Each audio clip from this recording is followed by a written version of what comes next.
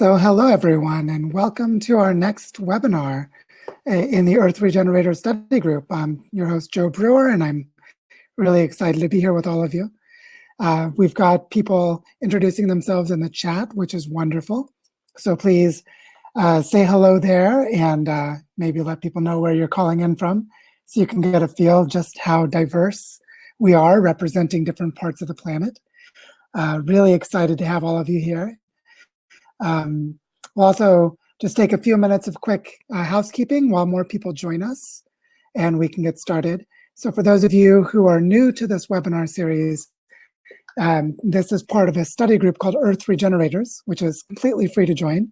And if you would like to join us at any time during the session or afterwards, just click on the button that says Join Our Study Group. And the way that this session is going to be structured is I'm going to give about a half-an-hour presentation, and then we'll be able to use some of the interactive tools of Crowdcast to enable us to have some dialogue. And so, this is the 7th webinar in the Earth Regenerator Study Group. Today, we're going to be talking about bioregional regeneration and exploring some case studies where people are actively grappling with these incredibly complex challenges at the territorial scale. So we'll go into that in a moment. The other thing to share with you is that I do all of this work in the spirit of the gift economy, and I'm supported on Patreon for my work. I share that so that you know that I'm not representing any specific organization. I'm just here trying to do the best that I can to help all of us to collaborate around Earth regeneration in these very challenging times. So I can see that more people are starting to join us now, which is wonderful. And just to give you a couple of quick summary points about Crowdcast and what we'll be doing today is I'm going to go into a presentation mode pretty soon, where I will share a slide deck and start going through a presentation. And at any time, if you would like to pose a question, there's a button at the bottom of the screen that says Ask a Question. You just go there and type in the question that you'd like to ask. And you also can go there to vote for any questions you would like to have answered. And what we're going to do is after the presentation portion, which will last for about a half an hour, we will come back and start to go through those questions from the most popular to the least popular. So the questions that the most people want answered are the ones we'll address first. And we have a really nice feature here that Crowdcast will allow me to invite the person who asked the question into a shared video chat so that they can come on the screen if they'd like to, and we can have a little conversation about the question that's being asked, as well as attempt to answer and address it together. The other thing to let you know is that the chat box tends to be a really popular place for parallel conversations. So in previous webinars, there's been quite a lot of dialogue that has taken place in the chat box. So please feel free to post questions, comments, links to references that you'd like to discuss in the chat box and create dynamic interactions amongst each other as we go through the presentation and during the Q&A session. So the other thing that I'll share briefly is that the presentation I'm giving today is going to be based in part on some experience I had last year when I worked as a contractor with the Capital Institute for their project that's called the Regenerative Communities Network. So while I'm no longer a member of that team, I haven't worked with them since the beginning of September, some of the perspective that I'll be bringing today comes from what I've learned, seeing different bioregional collaboratives doing what they're doing the best that they can to address issues of food sovereignty, supply chains, and social justice, landscape restoration, community resilience, and other things that are in their own regions. So we'll see some of that in a moment when we get into the presentation part of this discussion. And we tend to have these webinars last for about 2 hours. So what I'll do is I'll have about 30 minutes of presentation followed by Q&A and discussion. And I have a polling tool that I can use to ask all of you how you're feeling about the progress as we continue. So we might end early if people are feeling that way, or we may go for the entire 2 hours. The other thing to let you know is that Crowdcast will automatically record this webinar and will make it available for replay immediately afterwards. So you can come back to the same link to watch this video again or share it with your friends. So I just wanted to let you know those technical features in some parts of the agenda for today.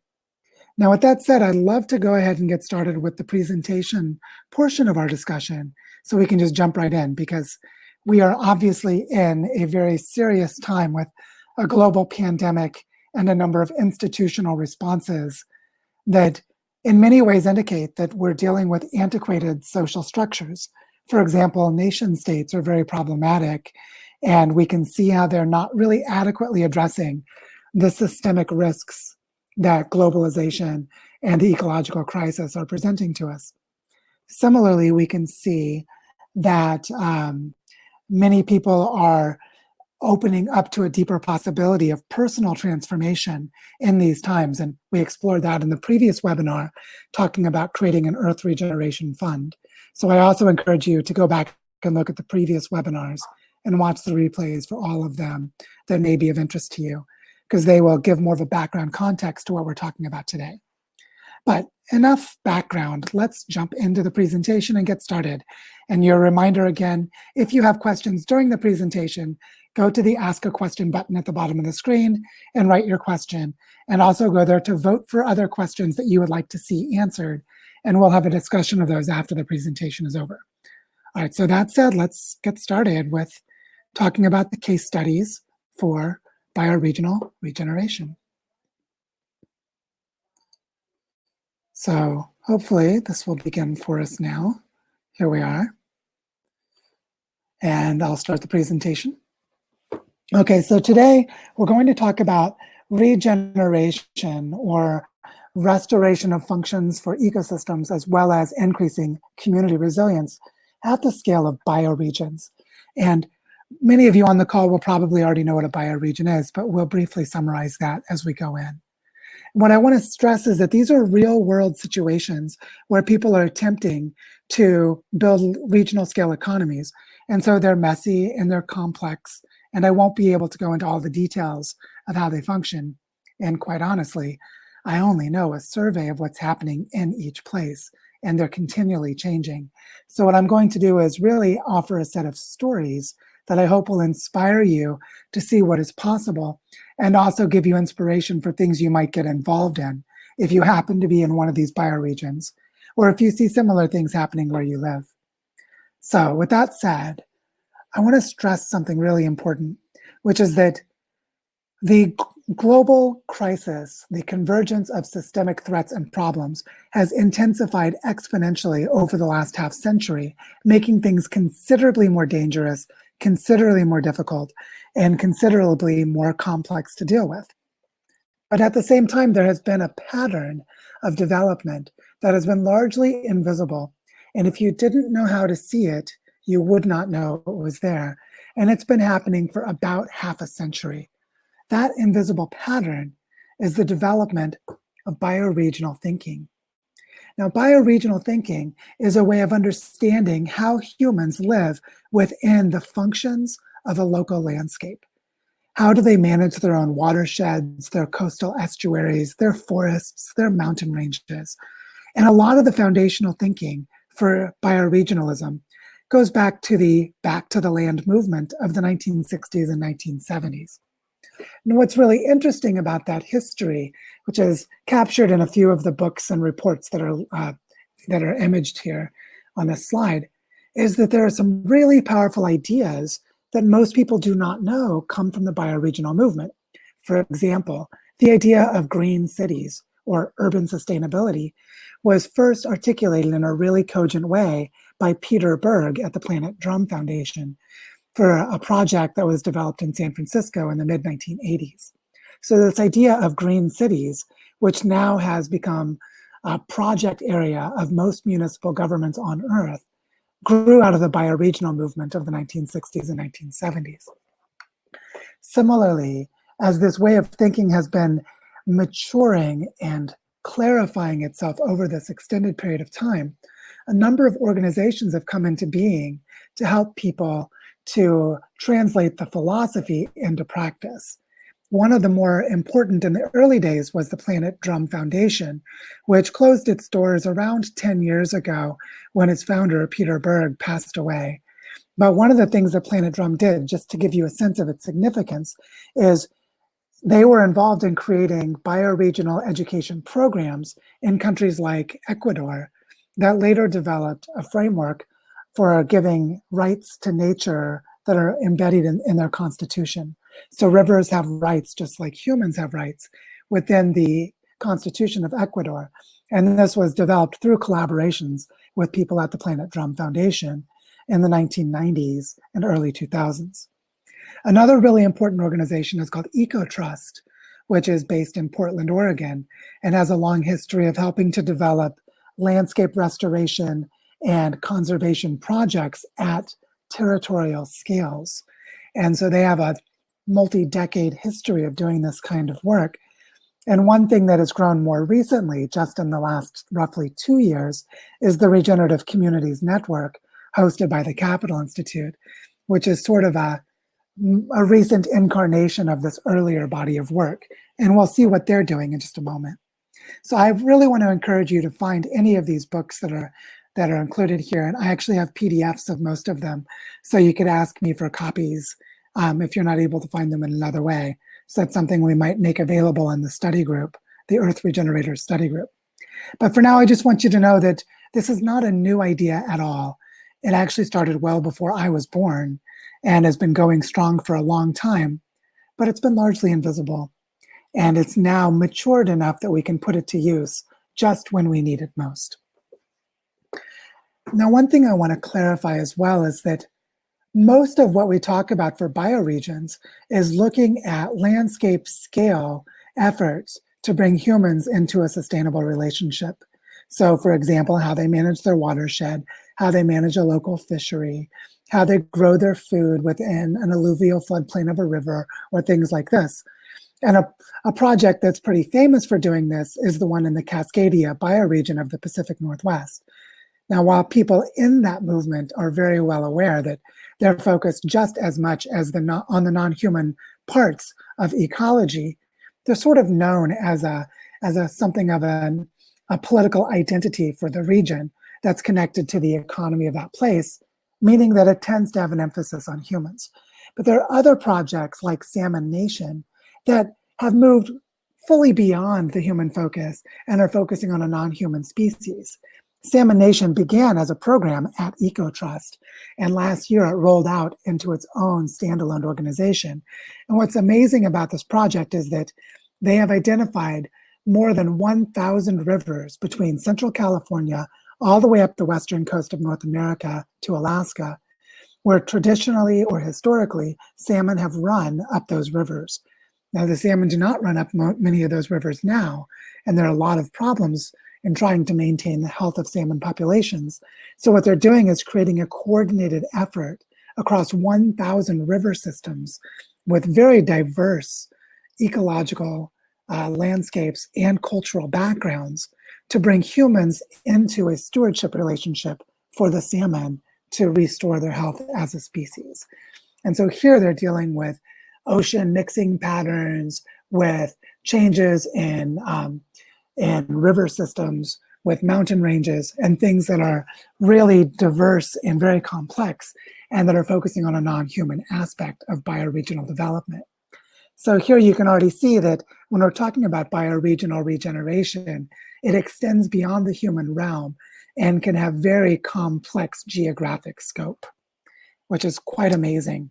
And if you happen to live on the western coast of North America, you might consider getting involved in Salmon Nation or the Cascadia movement. Something that was really surprising to me when I started learning about bioregionalism is that the very first formal gathering of people to talk about bioregional development happened in my home state of Missouri, where I grew up. And it happened when I was a small child. I was born near the end of 1976. So when I was just a couple of years old, the first bioregional gathering happened just outside of Springfield, Missouri. And they have been having annual meetings every year since for more than 40 years. And this was followed quickly by an explosion of similar gatherings throughout the 1980s and 1990s, meaning that the sustainable urbanism movement, Sustainable Seattle being an example starting in 1991 to create sustainability metrics for cities, and other things like this, grew out of more than 10 years of gatherings around bioregional organization happening all across North America and Europe primarily, and to a lesser extent, other parts of the world. Although you can see when we go into some of the other continents that there are indigenous movements that go back prior to this that didn't call themselves bioregional, but philosophically are very much aligned. So bioregionalism as a movement developed in the Western post-colonial world, but in many ways is an attempt to become indigenous again for people who lost their indigenous roots.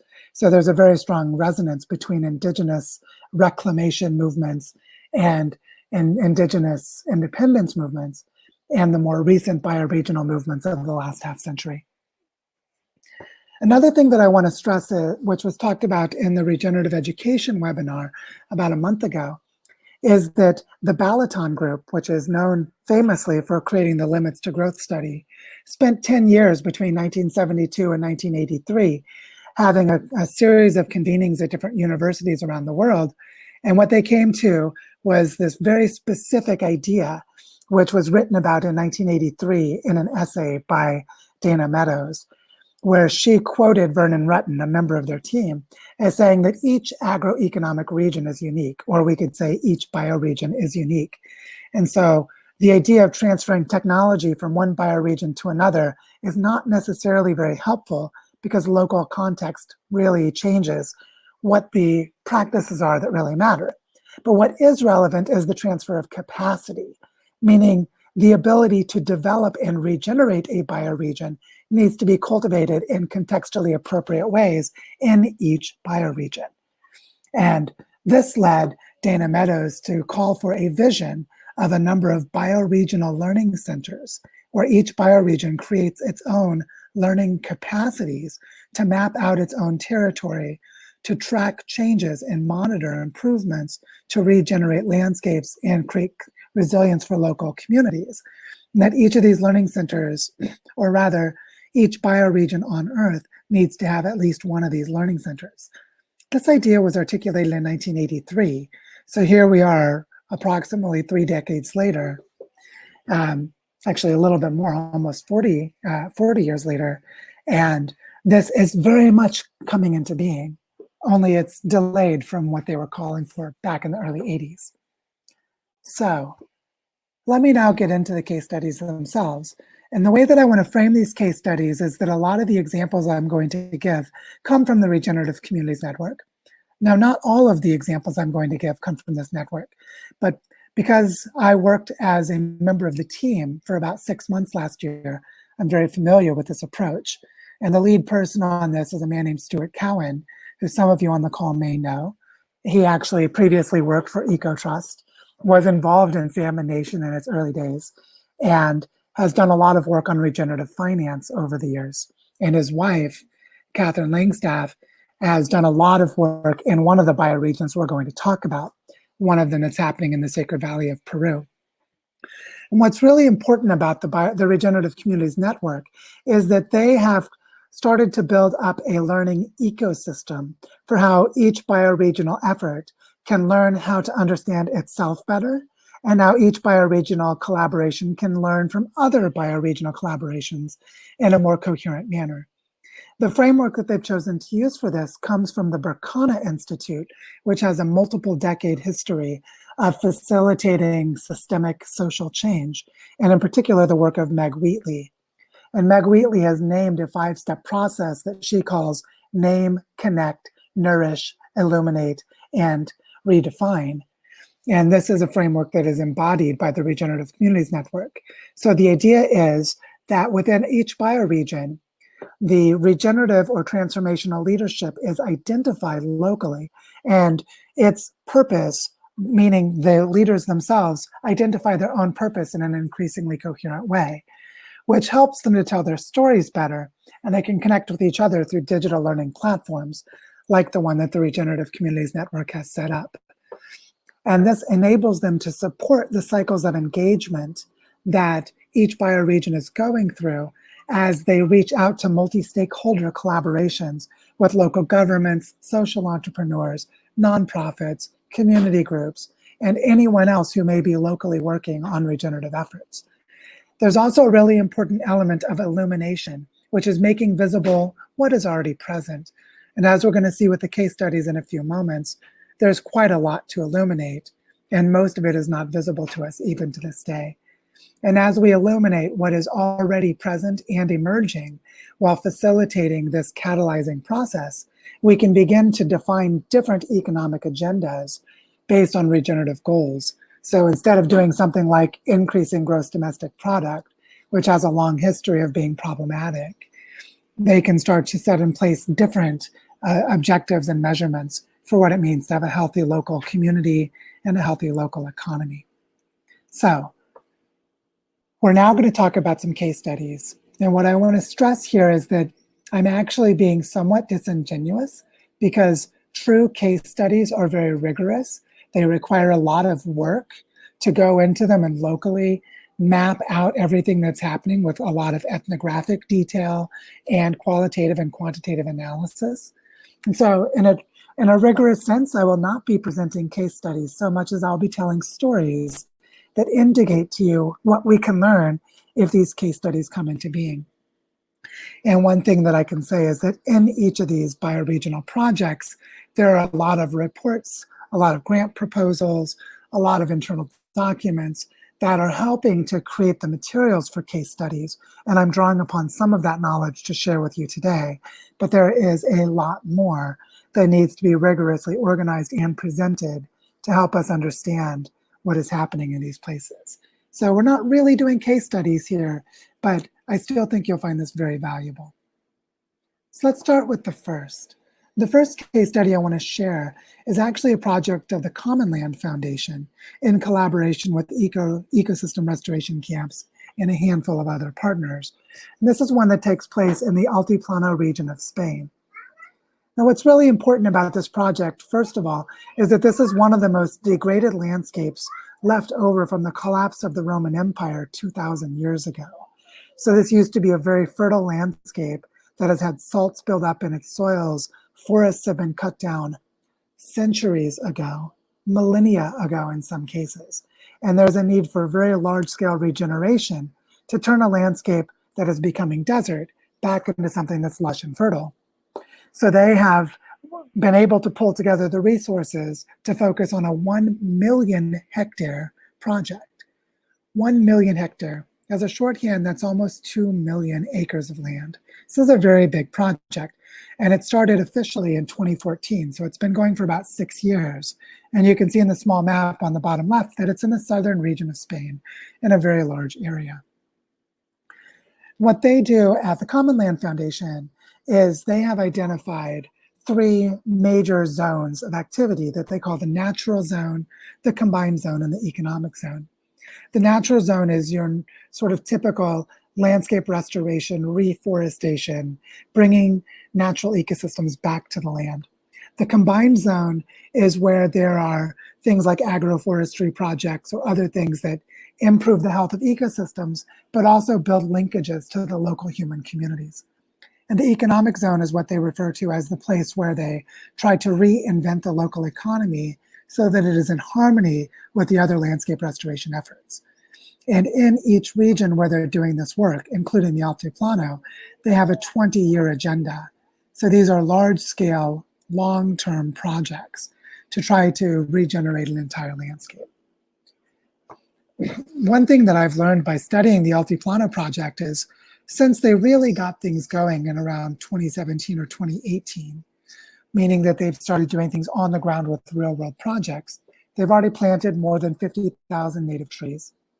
They've hosted a series of planning processes for urban development, economic development, and landscape restoration. They've already trained almost 100 farmers who have moved from industrial agricultural practices to some combination of agroforestry or regenerative farming. And they're very intentionally helping those farmers to create supply chains that bring their products to local communities. The idea being that this is a region where it's very impoverished and it's very difficult to live. So if they're going to encourage people to remain in this place, for the children of farmers, for example, to stay on the farms and take them over, then they need to demonstrate that they can have viable livelihoods. So they're focusing very strongly on bringing the products of these regenerative agricultural projects to local markets and in some cases to global markets. But the idea is that they're actively integrating the restoration of landscapes with economic models for the local communities. And they're having early success with this work. So you can already see that the scale of this is immense, but the concreteness of the projects is understandable. You could imagine having a group of people who understand the native forests and how they might form a seed bank and set up a nursery, and then from that nursery grow seedling plants that they can take out and start reforestation. Or bringing in nonprofits like the Savory Institute or Eco-Agriculture Partners, or quite a few others who know a lot about regenerative land practices that can train local farmers, or bringing in expert facilitators who know how to manage multi-stakeholder planning processes. These are the kinds of things that are being done in the Altiplano, and actually these kinds of things are being done in every case study we're going to look at. So what we can see about the Altiplano is that it's a place where there was a degraded landscape on a large scale, and they're trying to bring the economy back to life. The second case study I want to talk about is in a rather different situation. This is a Rust Belt city in the Buffalo, Niagara region of upstate New York, where industrialism already collapsed 2 to 3 decades ago, and the amount of poverty and inequality that's left in the ruins of previous economic collapse is evident all around. And as you can see in this picture, where there is a factory that is filled with metals and with chemical residues from previous industrial processes sitting right next to a river. So the drainage or leakage of toxins into the land, into the water, is honestly quite severe. And so one of the aspects of this project that makes it different from the Altiplano is that they have been mapping out the spatial distribution of toxins, of chemical residues of the industrial age. And of course, for those of you who study poverty and inequality in the United States, you'll know that one of the key social demographic measures that jumps out is zip codes, which is the postal zones based on income levels for different parts of the city. And what they found is that the poorest zip codes also have the highest number of African Americans and other ethnic minorities. Those zip codes also have the highest chemical concentrations of toxicity. So what's fascinating about this case study is that they're looking at supply chains and manufacturing through the dual lens of landscape restoration or ecological remediation and social justice because of the historical patterns of ethnic oppression and the present patterns of economic marginalization that are connected with health epidemics associated with the collapse of industrialism. The key collaborators in this project are an organization called Niagara Share and a project called CORE, which is a collaborative for forming a regenerative economy in the Buffalo area. And there's a really interesting sort of situation here with strange bedfellows, where there's a material science research group at the University of Buffalo that has been building a database of toxic chemicals in manufacturing processes and then trying to find non-toxic replacements.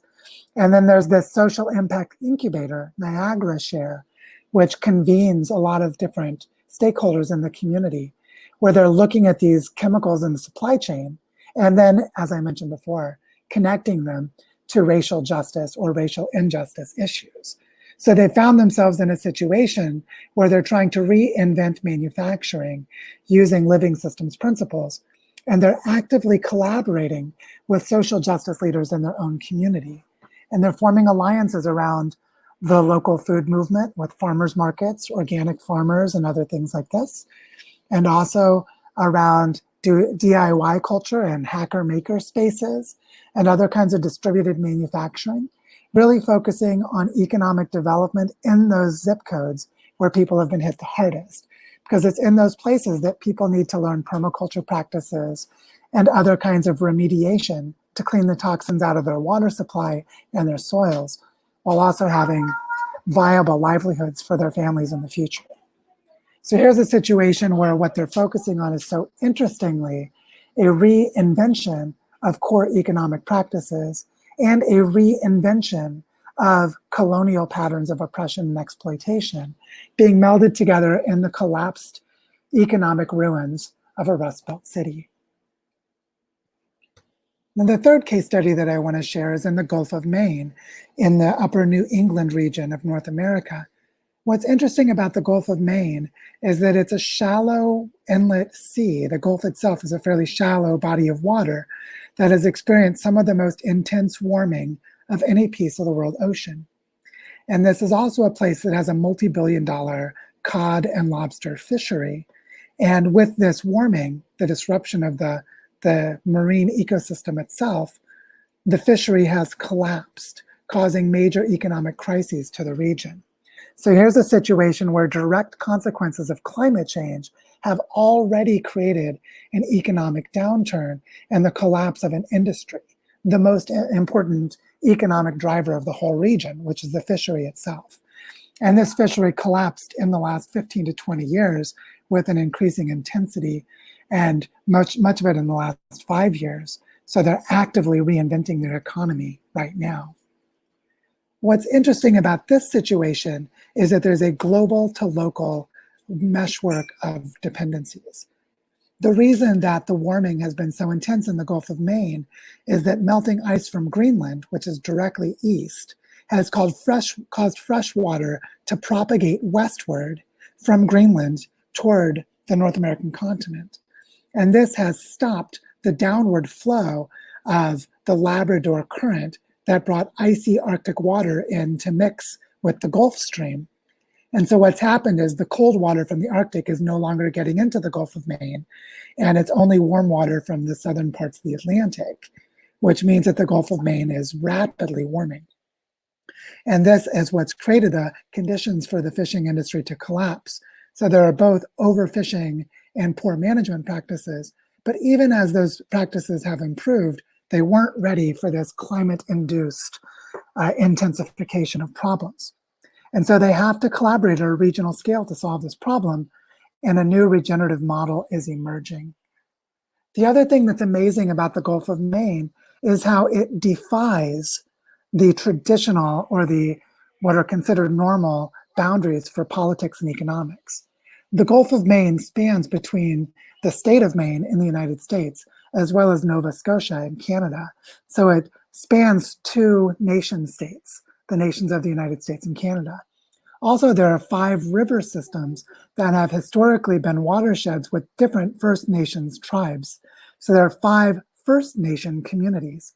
So this is a multi-nation, multi-history, multicultural landscape that has 5 watersheds, 7 national identities, 2 of them post-colonial and 5 of them indigenous, and an international marine ecosystem. So with all of the boundaries of politics and culture that are complicated in this kind of situation, those old structures just don't work at all. They're completely broken.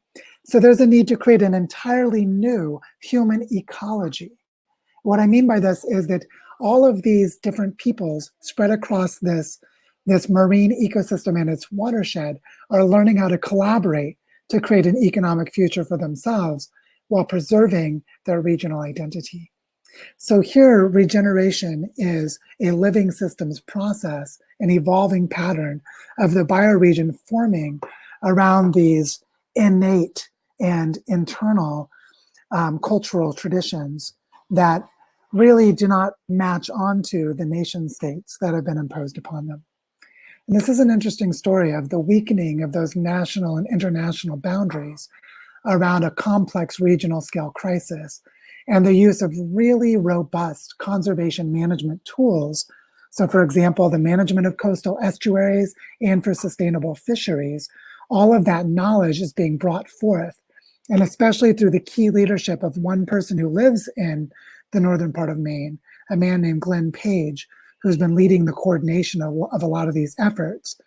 And Glenn Page is important because about 30 years ago, he created one of the first training programs in conservation management for coastal estuaries and has practiced around the world in restoring fisheries that have collapsed and building regional economic and political systems for managing them. So he's a key organizer and convener in this space. But you can see how similar and different this is from the situations in the Altiplano of Spain, and also what's happening in Buffalo, Niagara, in New York. Here we have a very complex cultural and ecological setting that is defining the boundaries of collaboration. And the legacy institutions of the modern era are just dissipating in the midst of it to enable this to occur. The fourth case study I want to share is in a different part of the world, in Central America, on the Osa Peninsula in the southwestern part of Costa Rica. Now, what's important about this situation is that, for those of you who don't know, the Osa Peninsula is one of the most remote and difficult to access parts of Costa Rica. It's a place that has incredible biodiversity, several nature reserves and national parks, and a set of indigenous communities that live here that have been largely undisturbed by globalized processes because the landscape is so difficult to develop into. Although, as you can see here in the upper left, the Drake Bay, that an airport was put in there a few years ago, and people are starting to fly into the Osa Peninsula and starting to put in hotels and other kinds of ecotourism projects that both stimulate the local economy, but create a new set of complex interdependencies and threats to the biodiversity of the region. For the Osa Peninsula, there's a specific organization called Regenerative Earth, and a woman named Jennifer Menke, who has played a critical role in what is happening there. And what they've done is bring together two strengths that Jennifer has. One of them is that she is trained in the mapping of complex social systems and complex economic structures. So she has gone in and mapped out the key institutions and actors of the region, visualized in this very complex diagram here in front of us. But also Jennifer Menke is mentoring to be a wisdom holder in one of the indigenous cultures on the Osa Peninsula. So she has built deep relationships of trust and of ethical alignment with the indigenous people, while also trying to understand the complex economic changes that are occurring on the peninsula. This mapping out of all the relationships among conservation projects, local governing councils, and various economic development efforts is of fundamental importance to what's happening in this region. Now, the reason that the Osa Peninsula is so important is while it only represents a tiny portion of the Earth's surface, here it's 0.00000085% of the Earth's surface, it is 2.5% of the Earth's biodiversity. Said another way, this is one of the most biodiverse locations anywhere on the planet.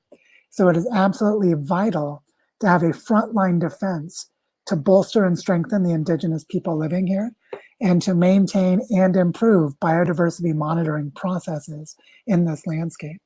So unlike the Altiplano of Spain, where all of its indigenous cultures and intact ecosystems, they were destroyed millions or thousands of years ago in the Roman Empire and before, or in the New England region of North America, which includes both New York and Niagara and the Gulf of Maine, where there may be indigenous peoples, but 500 years or maybe 200 to 300 years of intense colonialism have really done damage to those places.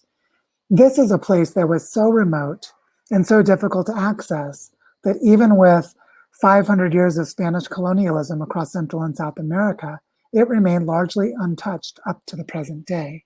So this is a unique opportunity to maintain biodiversity and to preserve indigenous culture, while at the same time figuring out how to solve economic problems in our unique cultural context and global context today.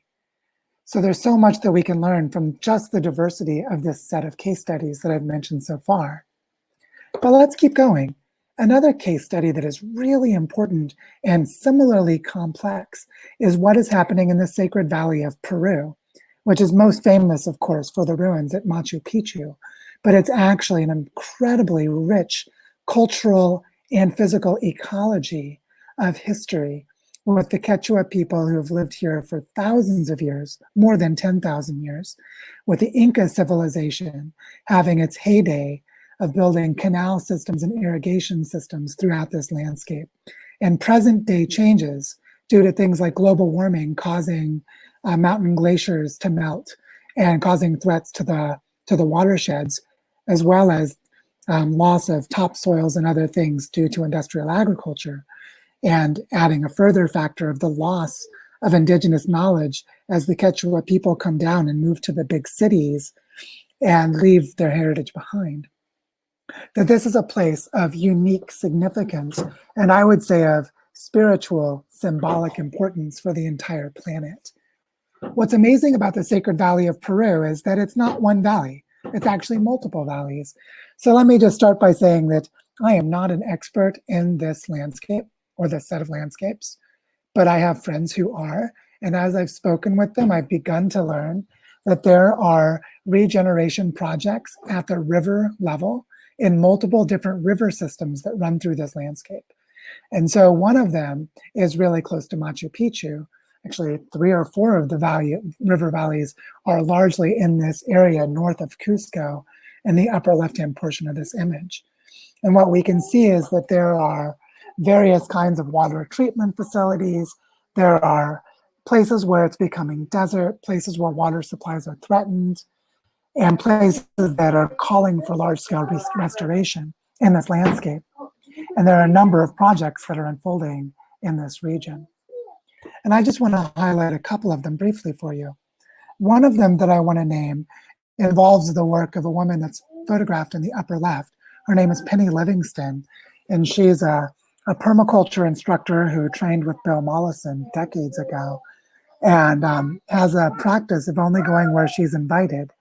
What's interesting about her role as an outsider to this region is that she was asked to give a permaculture design course about 5 years ago, which had the beautiful consequence of inspiring local farmers and local governing and managerial leaders to set up their own organic food production systems. So they have just kept inviting her back year after year to train more people.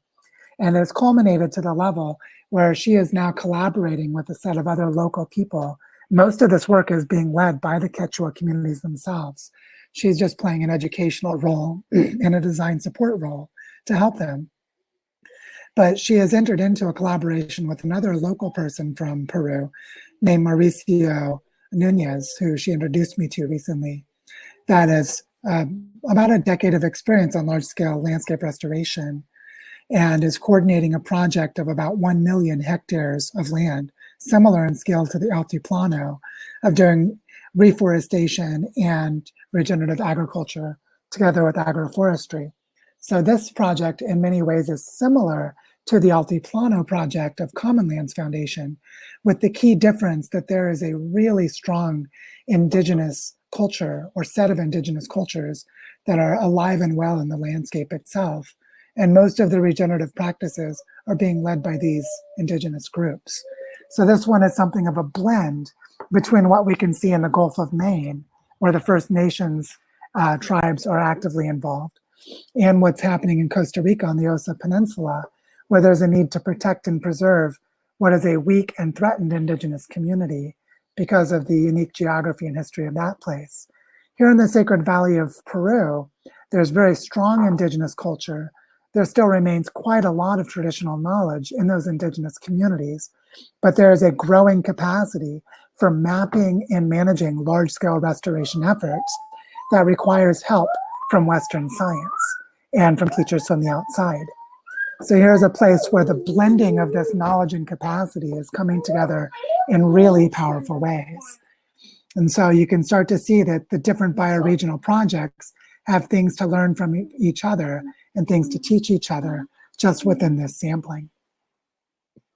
Now, the final case study that I want to share is the one that my own family is involved in here in Barichara in Colombia. And this is a situation that, again, is different from the others, but also similar in some ways.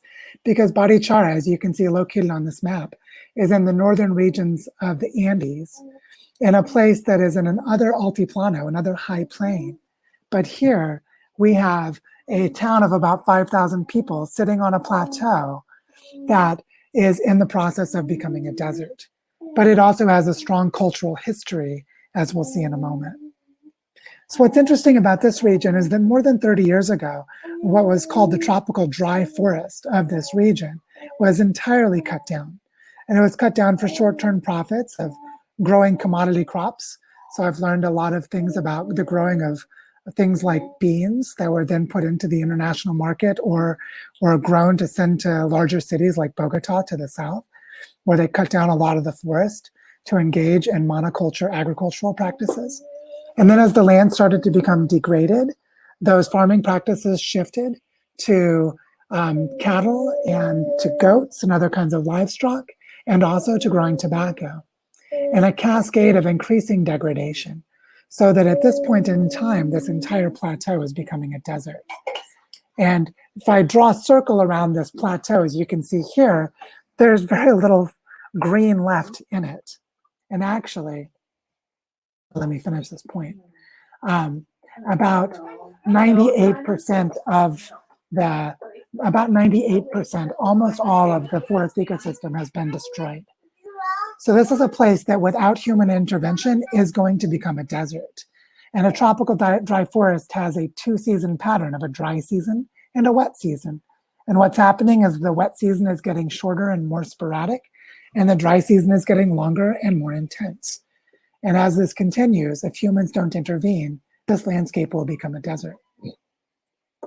One thing that makes this region particularly strong, and is a reason why my family moved here, is that there is a thing called Bioparque Mancora, which is a community food forest with about 6 hectares of land that is at the top of the hill.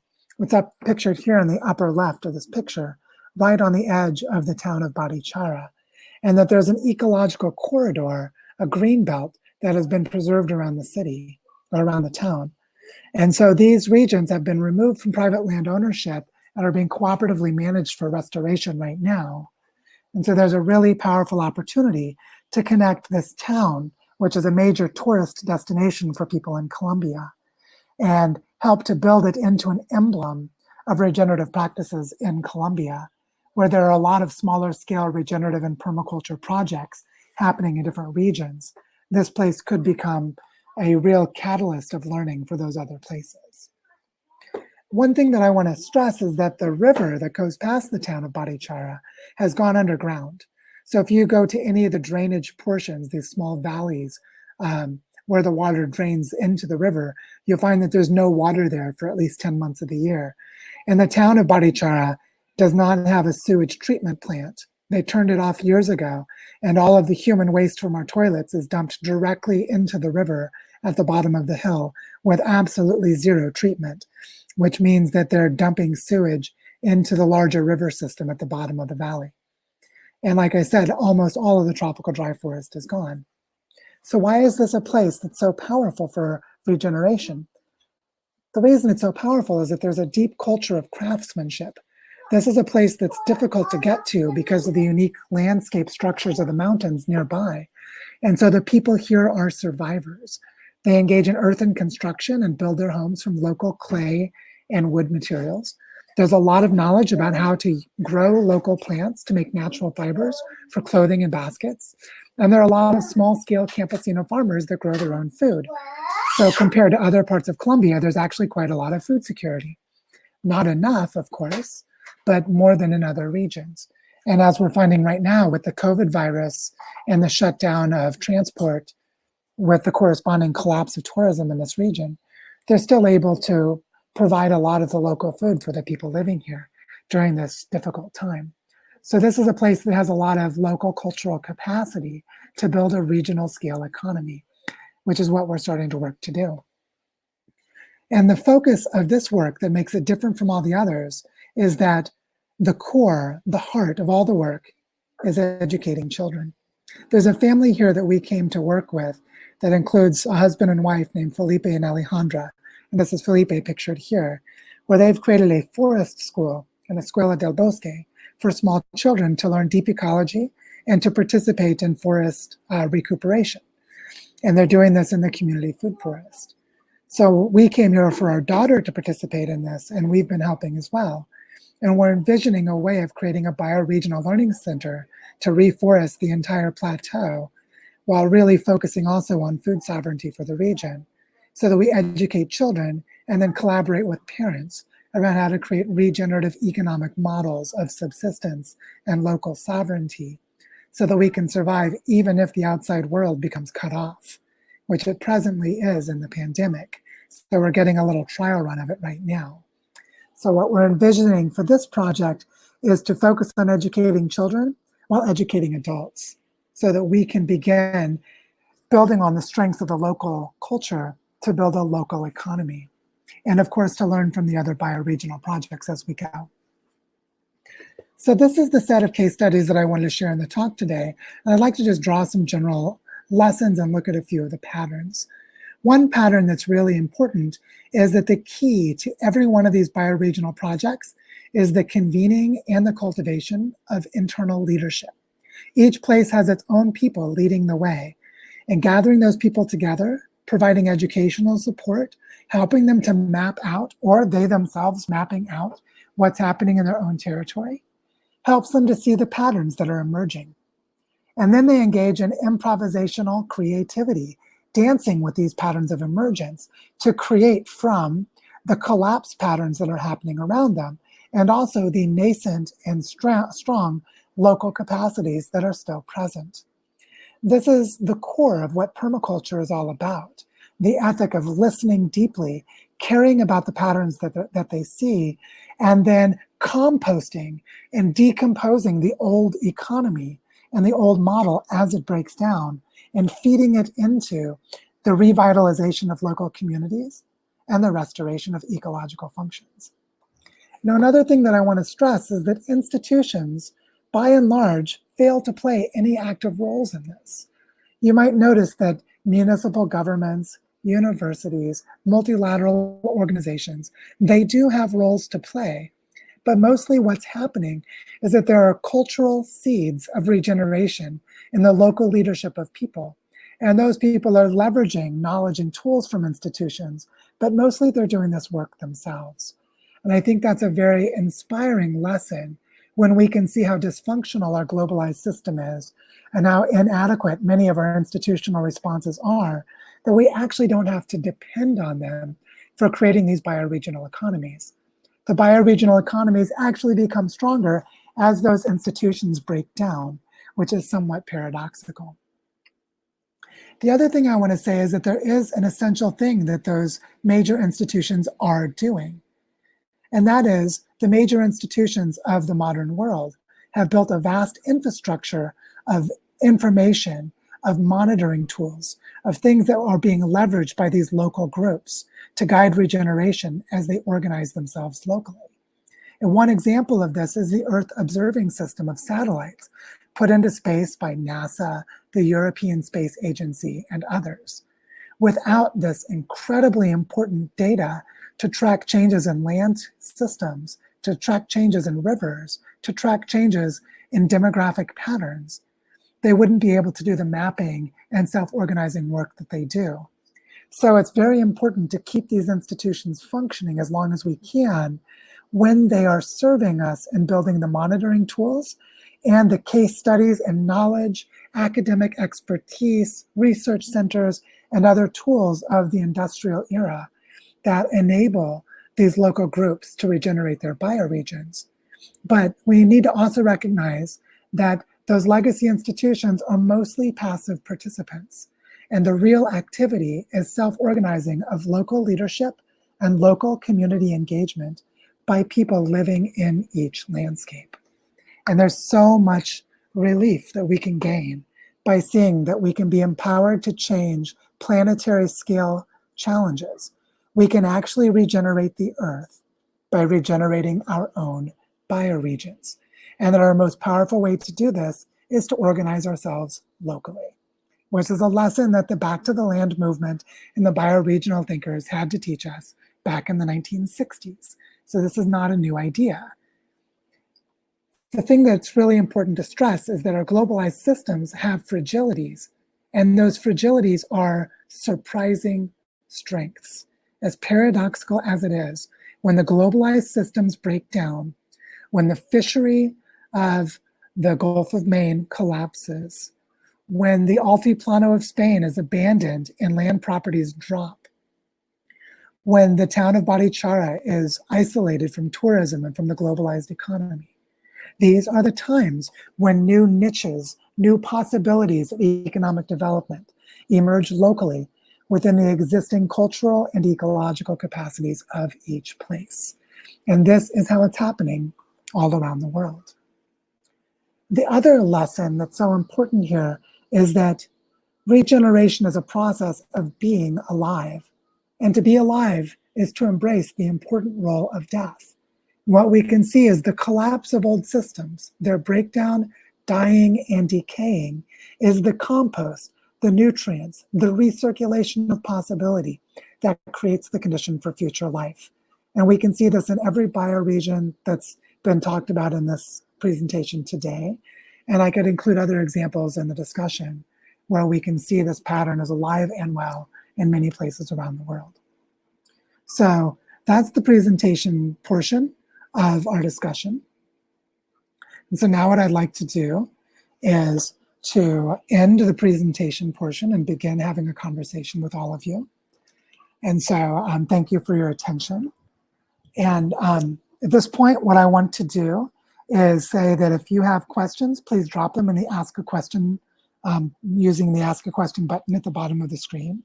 And also vote for the questions that you would most like to hear answered. And what we can begin to do is have discussion about all of this. And like I said before the presentation portion, the person who asks the question, I will invite that person into a shared video screen. So if I'm asking, if you're the one who asked the question, please, join me for a conversation when I send you the invite. Or if you do not want to come on screen, or for some reason you're not able to, just drop a quick message into the chat box to let us all know. Okay, so for now, let's start looking at some of the questions and have some discussion about this. So for those of you who might have questions to add, this is a good time to add them in. And what I'm going to do is take the questions that have been asked the most, and we'll just start going down from most popular on downward. And I see that there's a really good question here by Carrie Vasquez, if I'm pronouncing your name correctly, Carrie, saying, so Carrie, I'll invite you into the screen so we can discuss this. And Carrie, if you're there and you're not able to join me, just drop a message in the chat box. Otherwise, I hope you can join me. And the question, oh, I see there was another question that actually jumped above it. So sorry, I'll go ahead and take the question from Carrie first, and then we'll come back to the other one. So the question that Carrie is asking is, are there any attempts to work with state governments to propose bioregional regenerative and economic plans? For example, Governor Newsom in California recently launched a task force about this. So are there attempts to work with state governments to propose bioregional regenerative plans? Hi, Carrie, how are you? Hi, nice Joe. To see Thanks you. For the great talk. Nice to see you. Yeah, nice to see you too. I'm really glad you asked this question, because the way that I framed the presentation sort of implies that state governments aren't doing anything, which is not actually true. What the truth is, as you probably know, is that some states are doing quite a lot and others are doing less. And in other countries where it's not states, like where I am, it's the Department of Santander in Colombia, is not really doing much, but other parts of Colombia may be. So I'd really like to have this conversation and ask you, first of all, tell me a little bit more of what you were thinking and what motivated you to pose the question. And let's have a little conversation about it. Sure. So I'll just give you a brief bio about me. I live in the San Francisco Bay Area. I'm a PhD student at California Institute of Integral Studies in Integral Ecology, which is really a transdisciplinary program looking at human relationships with the community of life and all of Earth. I also have a master's in business and a BA in sociology and psychology. So kind of spanning the realm there. Very relevant to our discussion.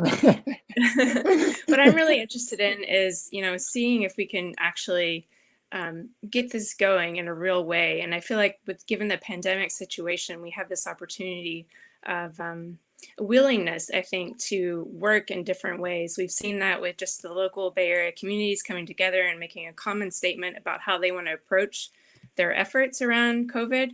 And then also just a multi-state initiative with California, Washington, Oregon.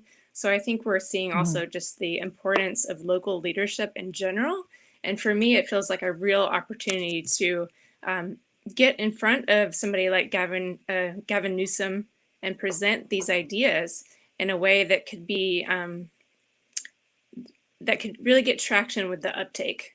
And I know people on that task force, so getting in front of them is not the issue. For me, it would be around having the right people collaborate to have something tangible to present. And so I'd like to see if there was a way to do that. Yeah, one thing I'll say, and there'll probably be some people on the call from this group. There's a group called the Terran Collective that you may already know about that has been organizing a lot of bioregional and regenerative work in the last maybe 6 to 8 months. They've been around a little longer, but the Terran Collective is a good place to go to find local collaborators. There's also a person I've been interacting with named Lucian Ternowski, who's living in San Francisco, that's helping to convene a lot of these conversations. So after the call, I can help connect you with those groups if you're not connected with them already. That'd be great. One thing I think is really important is that California, the Bay Area in particular in California, and also King County and the 4-county region around Seattle and Puget Sound, both have really, and I would add Portland, Oregon in its own sense to this too. All 3 of these regions have really strong regional planning authorities that were built around transportation and food sheds, and have actually quite a lot of infrastructure and have like public employees whose job it is to do this kind of work.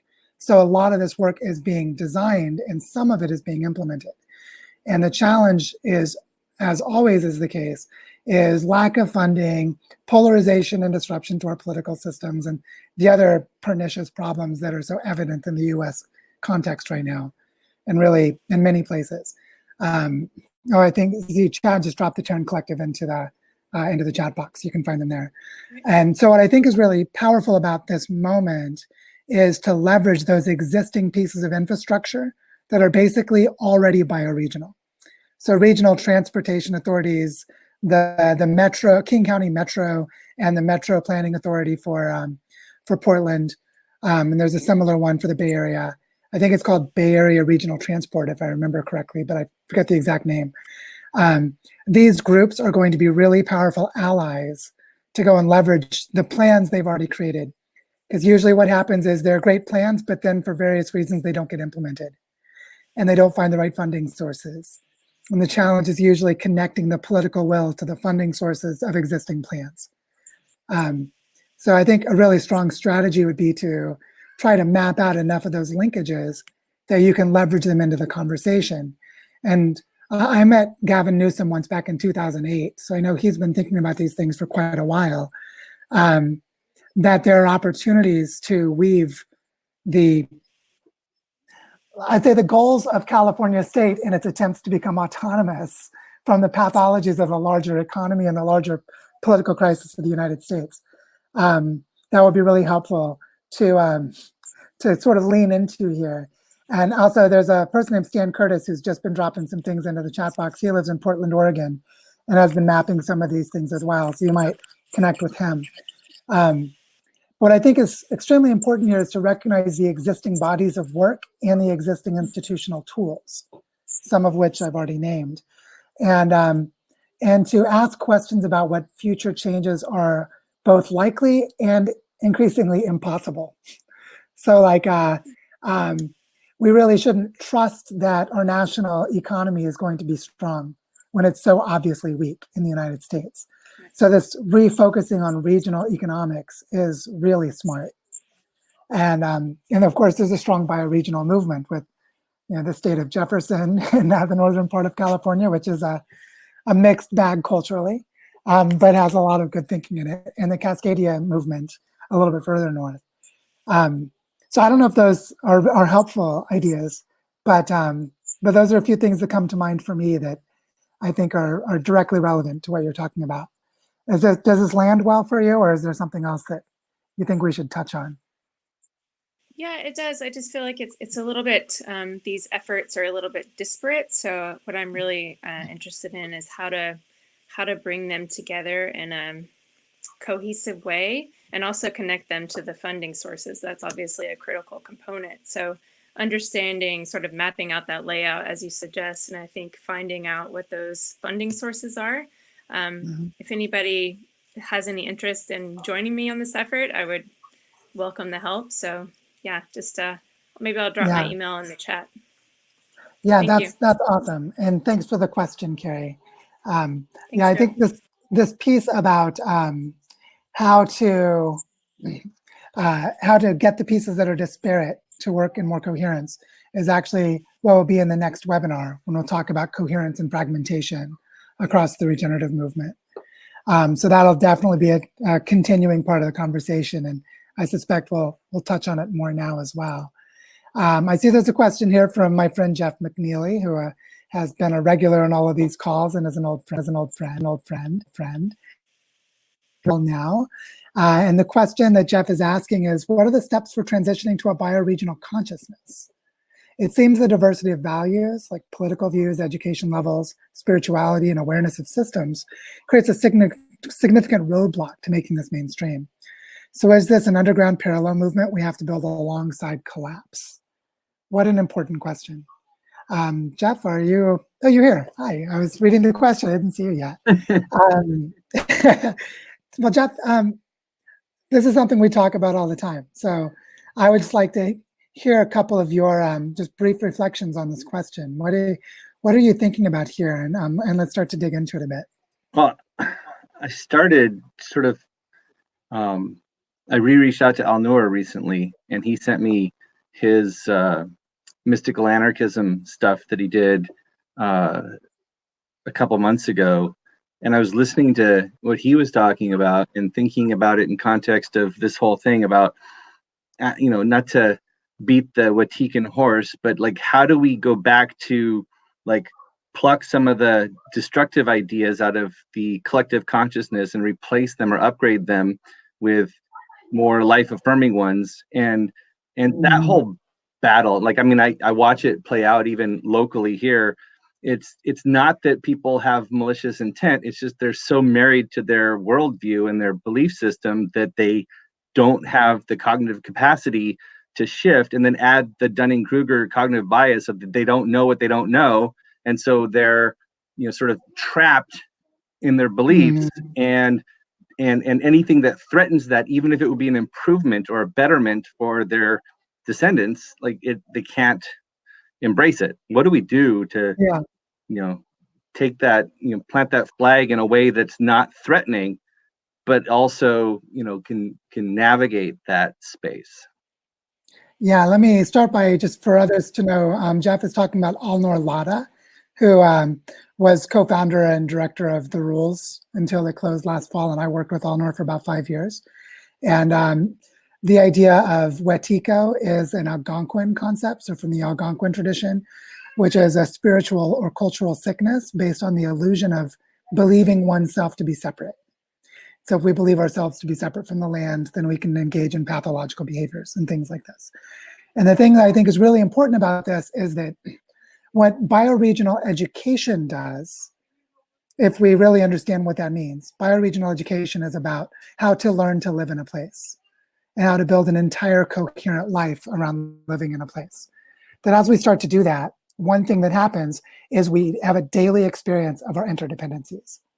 So we know that this piece of land right here is where I grow my vegetables. If I don't have a relationship to that land that creates healthy food, I don't eat healthy food, I get sick. And I think these direct feedbacks of our bodily experience to the systems that we live in, that we depend upon for our survival, is one of the key ways that we need to address this issue of fragmentation of thinking and consciousness. It's not the only one, of course, but I think it's a really important one. So that's one thing I would start to say in response to this question. And another thing I'd say is I think Jeff is in some ways like throwing me a softball, in the sense that he knows that I care a lot about this fragmentation of how people think about things and how people have different mental models for things. And one of our challenges that we talk about quite a lot, Jeff, is how can we bring together a shift in the underlying ethics and how people relate to all of their daily activities. And I wonder if you might just share for a moment, because I think it's actually relevant. How you've been on this journey for several years to figure out how can people create businesses or any other kind of an economic model for their livelihood that protects them from kind of the encroachment of pathological behavior, and like protecting themselves from this wetiko mindset. What are maybe two of the things, or just a couple of things you've learned on that journey that might help other people to reflect on their own life choices, so that we can all get better at doing this? Yeah, well, I mean, I think understanding the sort of the role, like Frederick Laloux's Reinventing Organizations talks about like this teal level of development applied organizationally, where your organization is sort of living into its own emerging purpose. So to kind of extend that and cross over to, Citizens United and corporations are people or whatever. If corporations are people, then let's imbue them with a sense of ethical responsibility and put them in a direction to work on our behalf, rather than as a money harvesting robot that's set out to just extract as much on our behalf as it can. And Yeah, super important. and some of the yeah and so some of the ways that you mentioned in a conversation recently about sacred contracts, and I'd sort of been I'd been stuck in like holacracy as an organizational framework, right? It talks about setting up a constitution or having essentially governance that is like transparent and open sourced, but I still sort of cringe at the constitutional vocabulary. And sacred contracts is much more, I think, aligned. And the idea is, I mean, ultimately, everything in our legal system is an agreement. It's a contract. It's a contract that's been adopted as the underlying law of the land by a governing body. But ultimately, it's an agreement between individuals that scales up. And if we look at our relationship to an organization we found, for example, we have the ability as the founder to seed it with an intentionality that will set its course. And if you don't do this, you're going to default to sort of the maxim of primacy shareholder value, and which is profit, which extract as much value out of the entity as you can, versus instilling it with an idea of social responsibility, and that it improves our operating ecosystem to pay our people more and to not source the cheapest supplies and to divert a percentage of our surplus to community efforts and collective efforts, and maybe put a cap on our dividend extraction, so that yes, we'll make some money out of this operation, but not more than a certain amount, like cooperative structures allow. So one thing I think is really helpful is to build structures that put people into relationships with people they actually know. And so this anonymization, this way of anonymizing, and it basically turns relationships into a commodity. And I think that's a really powerful way of thinking about what you were just saying, that in all of the regenerative projects I've seen, regardless of the scale that they're at, there's always a conscious effort to build shared purpose among people working together, and to have people get to know their neighbors. So this farmer over in this valley is doing great work. The farmer over there doesn't know about it. Let's convene an event and bring them together and ask both of them to showcase their work and how they know about each other. And it's a very concrete and practical thing to do, but it's amazing how often it's not done. So just the convening of people around a shared sense of purpose, that then they co-create a purpose together because there's a lot of resonance, I think is another way of thinking about how to cultivate this consciousness. Well, yeah, this is super important, and let's keep this thread rolling as we continue. I see more questions are coming in, so I'd love to jump on to see a few others. But thanks a lot, Jeff. Really great to see you again. Yep, me too. All right, let's see the next question that's coming in here is by Lauren. And so Lauren, I'll invite you onto the screen. And Lauren is asking, can you elaborate on some common challenges at a systems level that these various cases faced? Also, can you talk about how impact measurement is done and targets are set for these different case studies? So this is really great to look at common challenges and how impact measurements are understood. Super important. So Lauren, are you able to join me? It looks like you're trying to come in, but I'm not sure if the technology is working for you. Are you able to hear me, Lauren? Are you here? Hi, Joe. Can you hear me? Yes, I can hear you. Perfect. So maybe I just don't have my video. video is not working. Well, I've had past experience of technical problems becoming sort of overwhelming. So let's just stick with this for now and just use audio, even though I'd love to be able to see your face while we're talking. Tell me more about what you're thinking here about common challenges and ways of measuring the impacts. Like, I definitely have things I can share along these lines, but I'd like to hear some of your thoughts before I share some of mine. Yeah, absolutely. And thanks so much for having me on this call. This is the first one of these calls that I've joined, probably hence the technical issues. So just a bit of background on my interest and the context for this question. So I've been working with friends on a project called Lively Worlds for about a year and a half now, which is focused on regenerative systems change. And our idea of regeneration is very much around interlocking regeneration. So how is regeneration interlocking across ecological regeneration, but also, social justice and societal regeneration? And also how does it interlock at different scales, kind of at the individual scale of our inner worlds, as well as, collective, regional, and ultimately systemic scales. And so it's from this perspective that I'm really interested in systems change and what are some of the common barriers across these case studies that they may be facing. So, for example, the Berkana Institute in their model, I think it's the two-loop paradigm. Yeah. So in that model, there's also the Three Horizons model as well. Yeah. Okay. Yeah.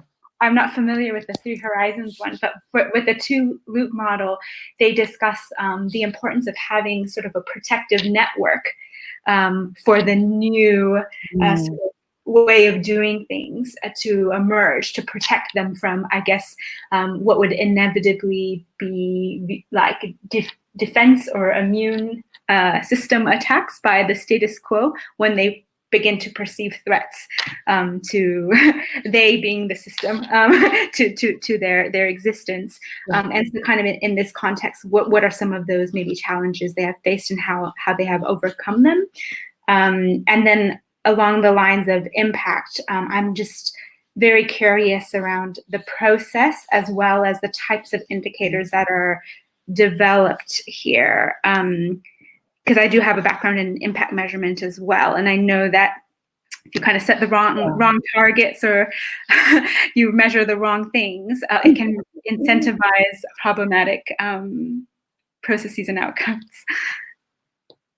Yeah. One thing to say starting off is that this is, like I would say, one of the most challenging areas and also one of the most important, which is how to create what Steve Waddell calls support systems for transformational change. So there's a book that Steve Waddell wrote called Change for the Audacious, which I would definitely recommend if you haven't read it yet. And also there's a group that Steve Waddell and Glenn Page, who I mentioned in the Gulf of Maine project, are part of, called the SDG Transformations Forum, which is a group of people working on transformation systems change together. And it sounds like you would be among friends to be in that group. So the SDG Transformations Forum is a great place. And one of the things that Steve has observed is that when these transformational processes work, it's because support systems are put in place. And I mean support systems of the transformation itself. So what you just said about creating protection around sort of the fledgling stage of a new development when it's vulnerable to internal collapse or internal deterioration or to threats from the dominant paradigm. That's one example of a support system that's really important.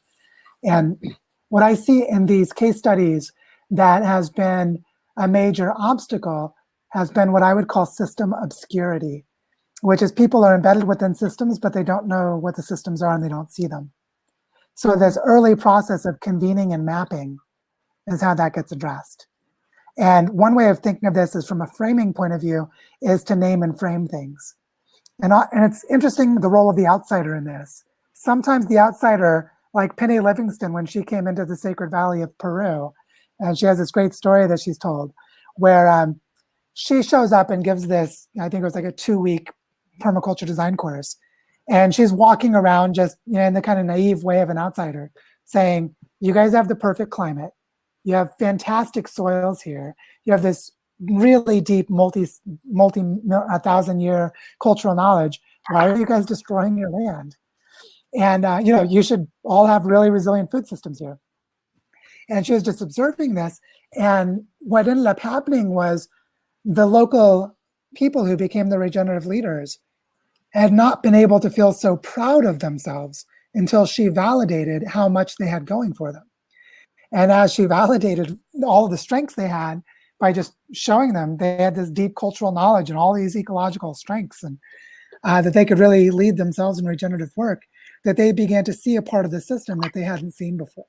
So I think this naming and framing, as well as mapping and convening, is a really important early step. And most of the challenges in the early days are around people having no idea what's going on in their own backyards, in their own territories. And so this multi-stakeholder collaboration and convening, really good storytelling, as well as gathering of the stories and documenting them and telling them back to people, is powerfully transformational in its own right. And then the next sort of major obstacle I've seen as a pattern is the obstacle of what I would call fragmentation around individual projects. Anyone who starts an individual project gets completely consumed in trying to just keep their own project going and has no capacity or very little capacity to support territorial scale work. So there really needs to be at least one dedicated person who is mapping and weaving the network of actors across the system, because the local projects cannot do it themselves. So either identifying the local person who's already doing it and then empowering them with financial support, empowering them with training, empowering them with knowledge and case studies from other places, that has a transformational effect. And when there is not that kind of local systems convening, someone who is in the system, who is convening the system, who is weaving the actors of the system together, who's mapping it in their own mind and then telling the story back to the system, that those people oftentimes are unappreciated, unrecognized, and completely invisible to their peers. Their peers have no idea what they're doing. I have a great example of that in a bioregional collaborative here in Colombia called Colombia Regenerativa.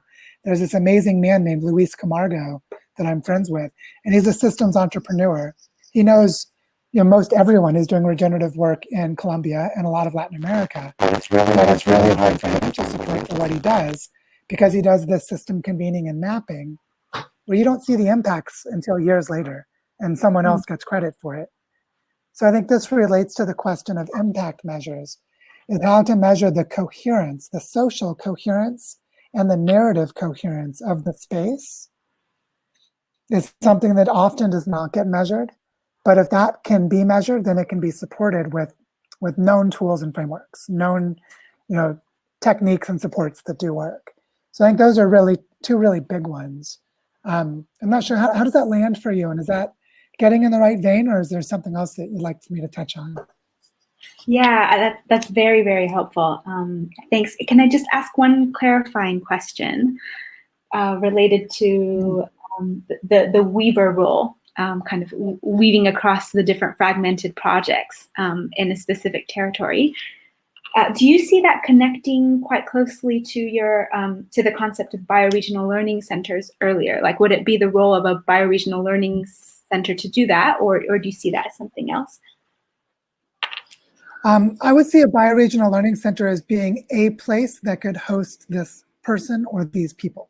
Mm-hmm. And also it could be a place that could turn the function of this person into programs. Like they might have a monitoring system that they set up that creates updated maps of the territory, or updated maps of the institutional relationships, or updated maps of the supply chains and the economy. So I see the Bioregional Learning Center as the place where these functions get systematized, but it will probably begin with an individual person or a couple of people, and they may already have an organizational home. So a good example of this is the woman, I didn't mention her name, but in the Buffalo Niagara project, there is a woman playing this role. Her name is Allie McPherson, and she's the director of Niagara Share. And Allie McPherson is a system convener and mapper of the networks, and she weaves the people together. And so you look at someone like Allie McPherson, she doesn't have to have a bioregional learning center. She has an organization called Niagara Share. And then it's really about what are the collaborations and strategic partnerships between that organization and the material science department at the University of Buffalo, which she forged that relationship. So you start to have a network of organizations that function like a learning center.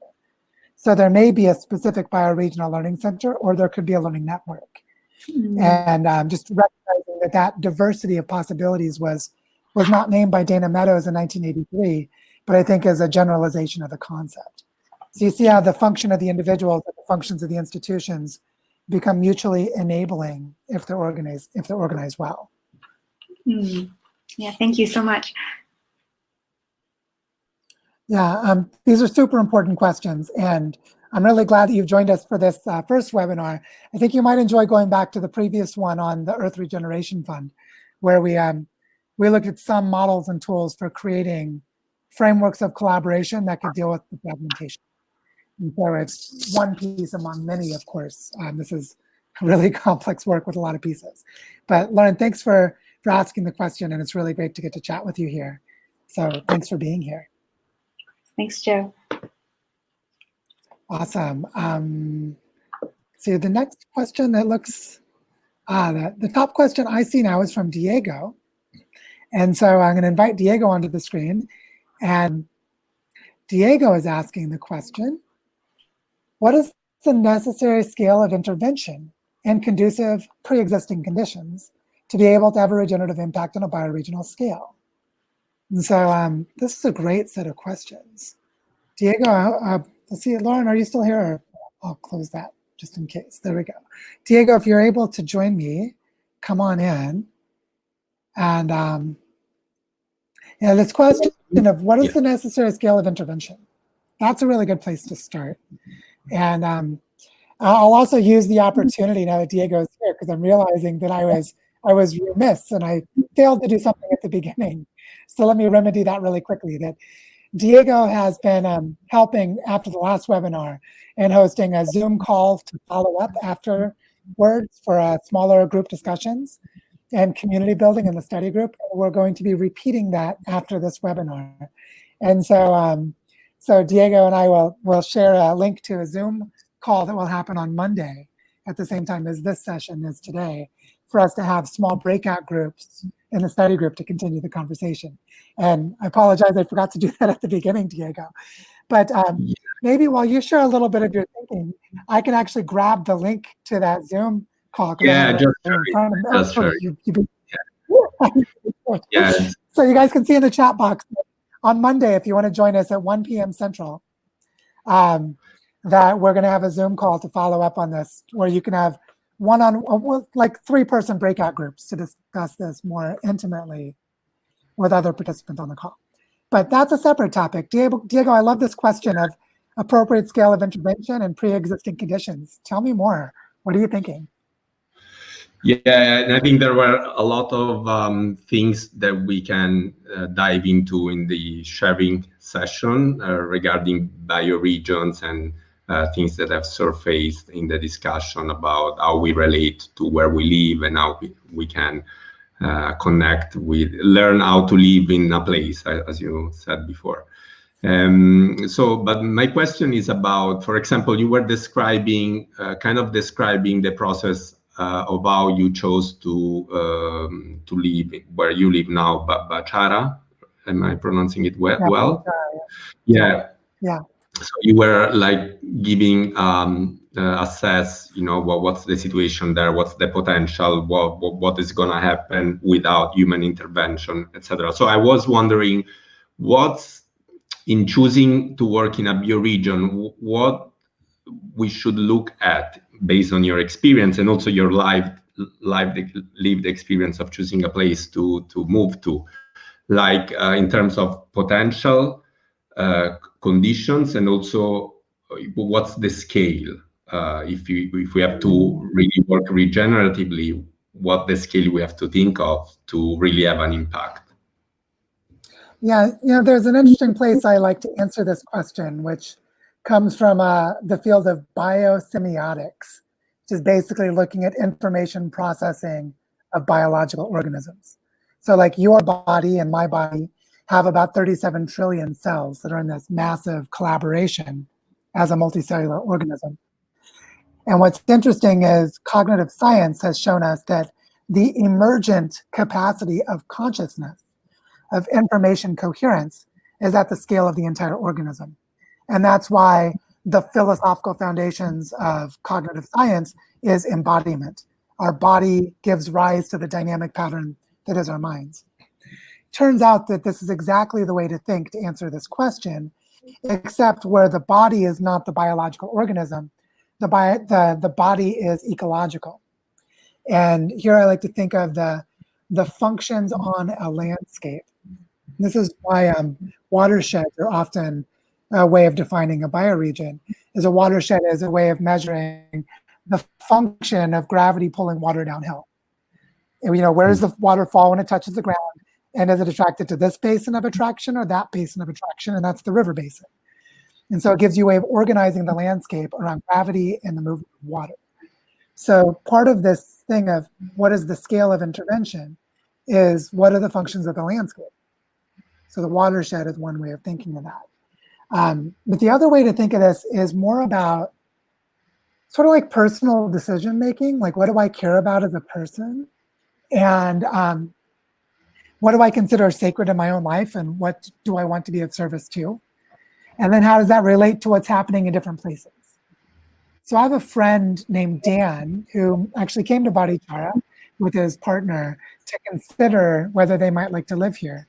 And it's because he had been living in London and has a history of environmental work and has felt like he's been mostly wasting his time, meaning that the problems get worse and worse, and the impact of his actions professionally are at best not contributing to the problems, and at worst, where he's living and the systems he's a part of may be making the situation worse. So he decided to come here to see if he might want to live here and be a part of the work that we're trying to do in Barichara. And I wanted to use him as an example because this is someone who's in the process of asking the question. And one thing that he realized is every place he has lived before did not resonate for him. So he was already ready to say, I'm going to look for someplace new.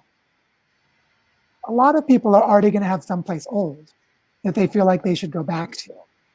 Like I grew up in the Ozarks, like I did. I grew up in Missouri in the Ozarks, which has a long bioregional history. So why don't I live in the Ozarks? Well, it's because I grew up there feeling a disconnect from the place and its culture and always looking to live somewhere else. So my choice is to go someplace different than where I grew up. So this internal thing of how do I feel about landscapes personally is part of the pre-existing conditions. We each need to ask ourselves, which piece of land or which culture or which type of environment am I drawn to? And that's our personal fit to the work. And then the other side is what really brings me vibrance and meaning. I feel passionate. Like my wife really wants to help build a food forest and to do large-scale landscape reforestation. So moving to this place where most of the forest is gone is a great place for her to fulfill that. She's already answered that question for herself. So the question of what does the landscape offer is again a match to personal passion and personal drive. So like where you live right now, living in Rome, is it the Tuscany region? Is it some other place in Italy? Is it not in Italy at all? You would ask yourself this question about your relationship to the landscape. And what makes you feel alive and purposeful is how you'd answer the question of which place to go. And I think each of us personally needs to be giving ourselves time for this reflection and meditation. Yeah, I like your answer. I guess my question was more about external measurement and external scale, but yeah, I also resonate with this answer. I mean, on the sort of landscape scale, we need to have an understanding of ecology. So like, I know that this region is becoming a desert because I've studied climate science as an atmospheric physicist, and I understand the dynamic relationship between water and forested landscape versus deforested landscape. And by having that ecological knowledge, I can see the pattern of becoming a desert, and I can also conceptually understand what it would mean to reverse it. So I think for a lot of people, it's their education. If you are educated in these ecological restoration processes, then you know how to identify the landscape. And if you don't have that education, then you need to go get that education. And as you're learning, so you might go take a Gaia education course. For example, Gaia Education offers a lot of great online courses, or do an online permaculture course or something like this to start to learn how to think this way, and then look at landscapes. And that will give you the understanding of how to see this scale of function. But it's the two together, my internal compass and the functions of the landscape. That's where we make the decision, is where it happens together. Thank you, Joe. Cool. Thank you, Diego. It's a great question. And I'll see you again on Monday when we're together with everyone. Yeah, and I see Stan Curtis is mentioning Daniel Christian Vall and the work he's doing in Mallorca, which is interesting, looking at islands as a way of structuring functions of landscape, which is really useful. What I want to do, actually, let me go real quick and stop answering that question. See, the next question is posted by Hannah, which, Hannah, I'm going to invite you onto the screen in just a moment for us to talk. But what I want to do first, just because I'm seeing the time, is I want to just do the quick check-in. I'm going to post a poll, which is right here. If you guys can just go to this quick poll. So how does everyone feel? Should we keep going all the way to the 2-hour mark for another 20 minutes? Or should we start wrapping up pretty soon? Just wanted to get a feel from all of you. So if you could start answering that question, that would just give me a sense. Usually I asked the polling question earlier, but I didn't this time. So I see the next question is from Hannah Apricot. Hannah is a wonderful person who knows a lot about permaculture and a lot about regeneration. So I'm really glad that Hannah's here. And Hannah is asking this question: in light of the COVID virus and the looming massive food shortage, what do you see as the trim tabs or the interventions that could turn the system for key things we can do to bring regenerative ways of living and agroforestry to large scale? What a great question. And I'm actively thinking about this myself. So Hannah, I don't know if you're still with us or not, but I'm inviting you onto the screen, and I hope you'll be able to join me. And let me start by saying something that I think is really important, which is that right now, the global framing of our crisis is there's the COVID virus, and we need to control the pandemic. And those of us who study systems know that the pandemic is a symptom of risks and fragilities of the global system. It's a symptom. So the pandemic is actually not the biggest problem. It's just the most immediate problem. And that as we're quickly learning, as we watch all of this unfold, the biggest problems are actually the second order effects. Just as we respond to the symptom of the pandemic, what happens to all the other systems as they're interdependent with it? What happens as 35 million US citizens become unemployed? What happens as tourism collapses in Costa Rica, which is, its economy is driven by tourism?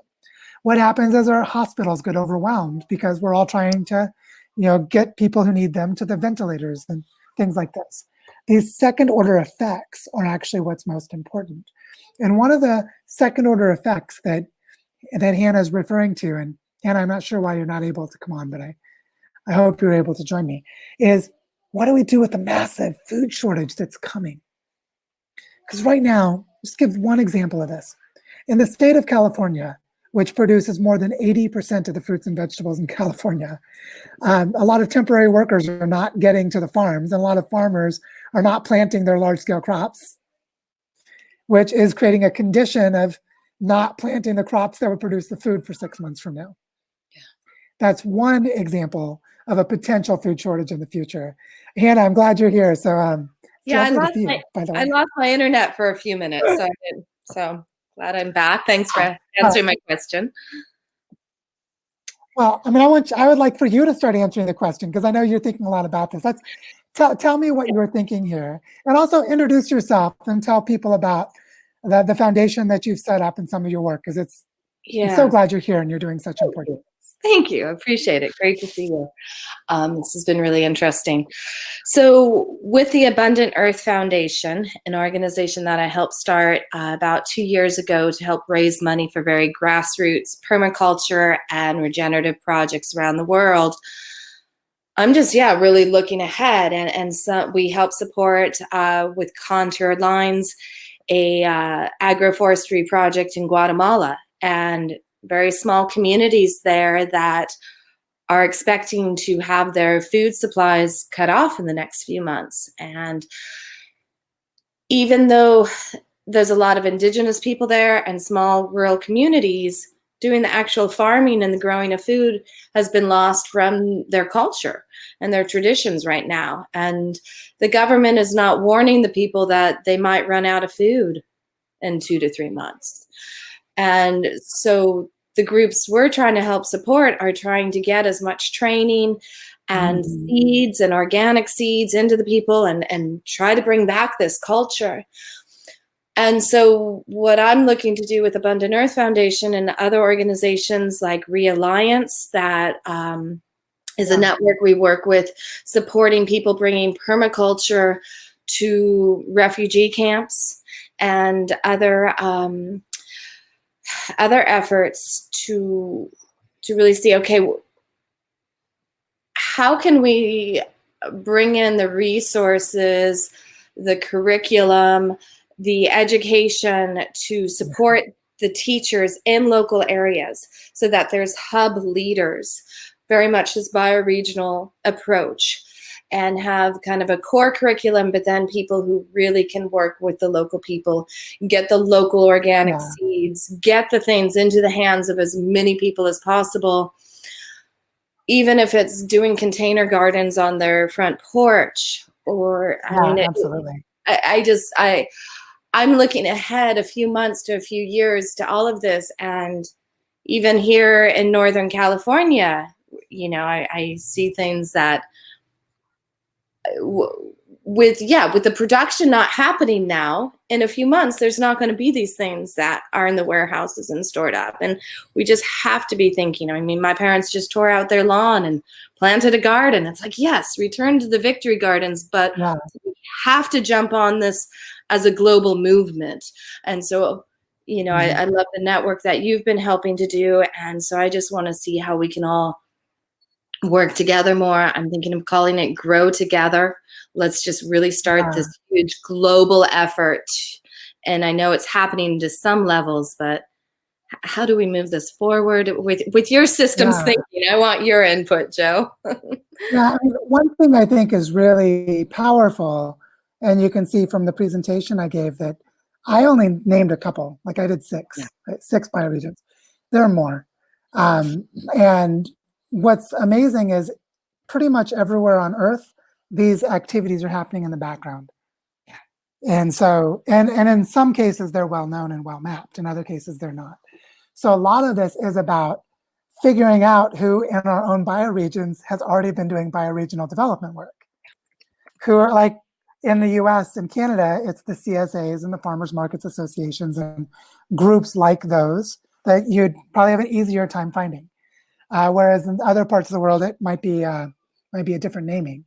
But one thing I think is really important is, I made this comment that the kind of dysfunctional aspects of our institutions is a surprising strength.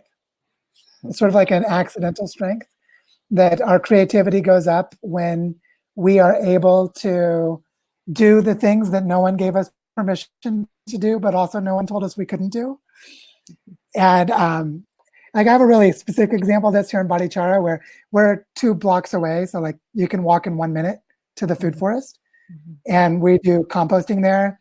And technically children are not allowed to go out of the house. But I know that if I put my daughter in a little like child carrier and carry the compost, that we walk for 1 minute, we're in the forest.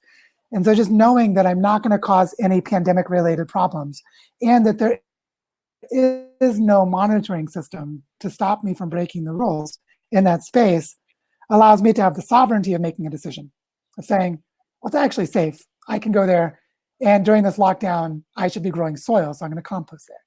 So this ability to make our own decisions in exactly that way, I think is the key to all of this. Because in every place, there is not adequate food sovereignty. Pretty much everywhere on Earth, or very few places on Earth, have adequate food sovereignty. And the human population is too big, and lands are too degraded, and we're in a really serious predicament. But the best thing we can do is, as quickly as possible, engage in regenerative practices. And it turns out that there's a huge opportunity, which is people who have neglected or abandoned land, and people who know how to grow stuff. And so if we can just form relationships of cooperation, like if you had 50 acres of land, you wouldn't personally be able to grow things on it. But if you knew someone that knew permaculture, and you knew someone that did agroforestry and other related things, you could form a team and share that land. Without ever setting up a legal structure, you could just do it. And a lot of people are starting to do that. And what I really think we need is a lot more people doing that. It's really, I think it's really that simple. Not that it's simple, but to give ourselves permission to do it. You know, yeah. Yeah. How does that resonate? Because I know you talk with a lot of people doing this. How much among your friends are you seeing people doing it? Like, what are you seeing in your networks? I mean, at the moment, we're all on lockdown. We can't go out and start really legally growing together. And so I really hope that people are taking advantage of this time to build the stronger bonds online. You know, I'm part of several different networks. I mean, I feel like all I do is spend my time on the computer now, but I think that's important. In fact, next Thursday, and I'll put the link, the invite in the chat, through the Global Regenerative Collaborative, we're hosting a speed dating, you know, and it's like, hey, everybody who's into regeneration, let's come together and start meeting each other so that, yeah, as we are able to get out of our homes, we can do more. I hope that people are spending a lot of time online learning permaculture, learning these things again. I think this should be this great pause to look inside, to do our personal healing, and to study up so that when we get out, we know who we want to work with and where, and we jump in running and, you know, create I think so. And one thing I wanted to add related to that is I've been creating some waves with this conversation about an Earth Regeneration Fund, which has brought me into contact with people who are actually building versions of it, and we're beginning to collaborate. It's really exciting. Yeah, I want to watch the lecture. So. Yeah, and the entry point for me that I find so interesting is, instead of finding a way to create a financial package that rich people can invest in, well, we need that too. But what I find more interesting is, how do everyday people collaborate on land together? How do we create the kind of everyday person's version of like a pension fund or a individual retirement account, or these sort of financial instruments for families and individuals? Yeah. That, like, if you had $50,000 and you have some friends who have $50,000 and you could buy some land together, well, you could just buy the land together. But then who knows how to be trained to do the regenerative work? You need to create a kind of learning system among your friends. And so what I'm finding is, in this conversation around how to create an Earth Regeneration Fund that's basically financial advising support for everyday people, so that seems to be the way, or at least a really powerful way to do this.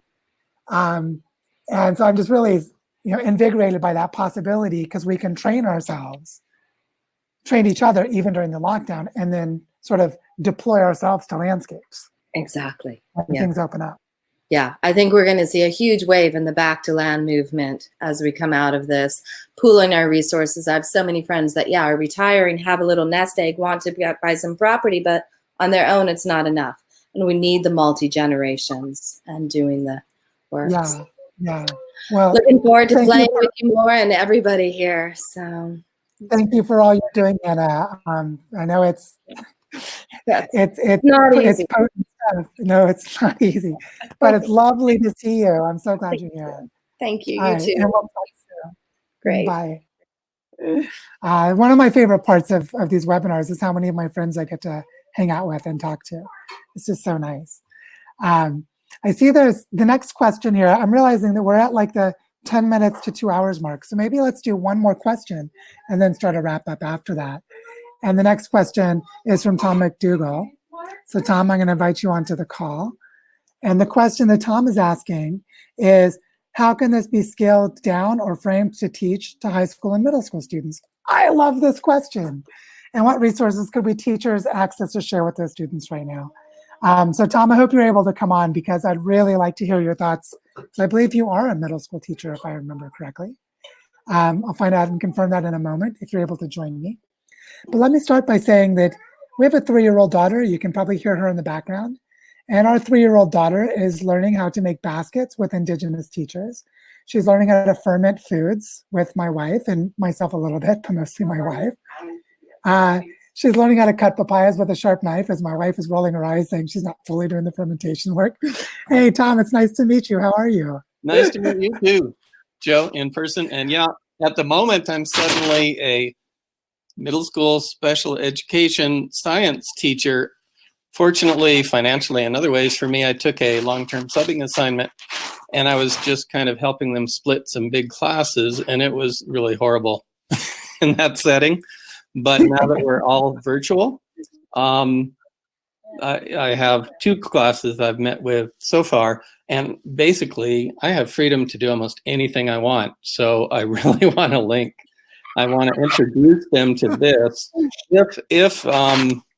If we end up going back to virtual in August, which is at least a 50-50 chance that we won't be able to, have school again in August, then I will definitely propose to the principal. I'll teach 3 or 4 periods if I can do it online. And if, we have some freedom to do this kind of thing. They were bored to death with what they were learning in almost all of their classes. Well, I'm giving you a link I just dropped in the chat box. So you see the link I just dropped in the chat box. You'll want to check that out. Okay, we'll do that. But, and sorry to interrupt, I just want to be sure you caught that. But please continue. Hannah already looked me up in I can't remember now who. There's too many things I'm trying to follow at one time. But yeah, so I'm excited. And, we have to, as at an Integral conference, I went to the What Next conference, and I can't remember her name right now, who does integral parenting. She said to this group of 400 people, no one's talking about children. And if we don't talk about teaching this to children, what the hell are we doing here? And I have a story for you then about that. So one of the really amazing indigenous cultures in Colombia is the Kogi. Kogi people are pretty famous as spokespeople for an ecological spirituality. And there's a story a friend of mine told, my friend Felipe, who has helped set up the forest school here. He was telling me he was at a Waldorf school, like a Waldorf style of alternative school. And he was present when a Kogi elder was observing the school. And what the Kogi elder said was, all I see is a bunch of neglected children doing pointless things. Or abandoned children doing pointless things. Because in an indigenous culture, children are learning to do practical things right alongside older children and adults. Right. And so it's really important that all the arts and crafts are actually things that they need to do for their subsistence lifestyles. And like our simple example is our daughter learning how to cut papaya as we're just putting it into some yogurt, but she's learning how to do food prep. And so it's a really simple example of this idea. And so I think so much of making education not useful or having any gap between doing something useful and learning it conceptually, we just need to collapse that gap. And that's a huge thing to do. Yeah. And this thing about neglecting or abandoning the kids is that the adults have an adult world and the kids have a kids world, which is an absolutely horrible and dangerous thing to all of it, for all of us. Exactly. So really building our regenerative models around families and children is a powerful way of creating regeneration that works. And I just wanted to explain briefly the link that I posted, which is Peter Berg's writings about a one-year curriculum in bioregional education. It just outlines it in simple language, and it's things you can do with the kids. Great. So like, it's basically things like, let's go out and learn native plants. Yeah. Let's find out, where does our water come from? And if we don't know where our water comes from, let's find out and then visit and go see where your water comes from. Start to set up a seed bank. Start to do replanting. Learn the seasonal cycle for things that grow where you live. Mm-hmm. Do social studies. Learn about the people who used to live here and what they did and how they lived. And you know, once you start to see this way of thinking, a lot of stuff you're already teaching just gets organized a little different way. But there's so much you can do by going out into the field, which includes into the library, into the community, and so on. And So, that would be real education. And I have a friend, I tagged him. I don't know if he got on the call, but I'll try to, out at Acoma Pueblo. And I have a couple of friends out there, you know, and his daughter just grew out of it, but he does the children's dance groups, I can't remember the name of the group right now. But that's the kind of way, if I'm going to teach, that's what I want to do. If I have to be in a classroom and teaching irrelevant things, I have no interest. I would have to do it another way. the other interesting thing about bioregional education is most of the adults need it too. So you could actually do it with the kids and their parents. Yes, yes. Which is pretty amazing. So like the first question Peter Berg would ask when he would teach a class on this was, on a piece of paper, draw an X where you live. Now, can you draw where your water comes from? Most people couldn't answer the question, and they were just appalled by their ignorance. But it's such a great question. So you can do this with the kids and the adults. Great. And so just think about how this applies to everyone. Do it with churches, do it with community groups, like anyone. Do it with your friends, and then also especially do it with the kids. Mm-hmm. But that would be my advice. And you'll be doing bioregional regeneration pretty much by definition if you do. Oh, great. So I'm going to say really fast because I know we're ending, but you are the single most important link I've made in the last few weeks. And I just want to thank you for what you're doing. And I'm going to connect as many people as I possibly can to you, including, I hope, these kids and their families. So thank you. Yeah, thank you. I'm a dad, so I love to play with the kids. That's all. Let's do it. Yeah, and they'd love to meet you. I know you're a little busy, but we'll get you, in a video link. That would be incredible. And well, if I'm busy, that means I'm doing something important, or else I'm wasting my time. So I think talking to kids sounds pretty darn important. Okay. So I'm down. Let's schedule it and make it happen. All right. Thank you. All right. Take care, Tom. Nice to meet you. You too. So we're getting right at time, and I just want to sort of wrap up by saying that the purpose of this webinar was really to showcase what bioregional regeneration looks like. And so now you can come back and watch this again and share it with your friends to start to visualize, oh, we might be working with watersheds and rivers. We might be working with indigenous communities. We might be working with supply chains and collapsing industrial manufacturing. We might be working with food sovereignty and food security, and on, right? Like there's so many ways that it's already being done. And once we understand that there is a mental frame, a way of understanding it, then we can see it and then we can create more of it. And this is how we transform our own lives into bioregional regeneration as we go along. And so I just want to thank you all for being here, being present in this. As I said at the beginning, please join our study group if you haven't already, or contact me separately on LinkedIn, Facebook, Twitter, however you'd like. Connect with each other. And on Monday, I'll drop the link in one more time, but on Monday at 1 p.m. Central Time, we're going to have a Zoom call that you're invited to. And this will give us a chance to do breakout sessions where you'll get to meet each other and interact with each other more. So I really hope that you can come and join us for that. And I apologize, I got this cough. I need to go drink some water. But thank you so much for your attention and your participation today. And also share the link to this because the replay will be available in a few minutes and you can pass it to your friends. So thank you all and be well, and I'll talk to you all very soon.